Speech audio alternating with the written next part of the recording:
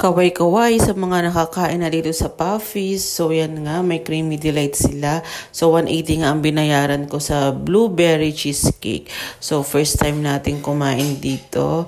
At try natin ang kailang pancake na creamy, diba? So, ganyan pala gawin yan. Napakaganda.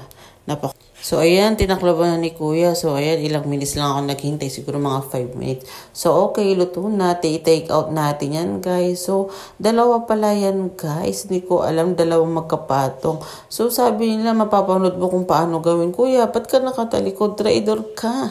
Charot. So, yun na nga. Ito na nga, guys. Yung ating blueberry cheesecake. Tinake out natin dito. Kaway-kaway sa mga nakabili sa amin sa CH1 Saks. Dito lang yan sa Eastwood. Meron kami sa Market, Greenbelt, McKinley guys, at saka meron kami sa Tacloban, Ormoc.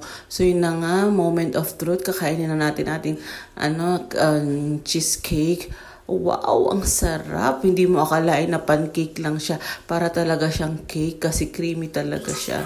So, yan nga, blueberry cheesecake yung in-order ko, guys. Napakasarap nga naman. So, ang rate ko dito, 9/10. Hindi naman siya ganun katamis, kaya ayos lang. At hindi ako nagkaroon ng sore throat. Ang sarap niya, guys. Perfect talaga, the best. So, kayo, alam nyo na, pwede nyo siyang kainin. At madali lang pala siya gawin.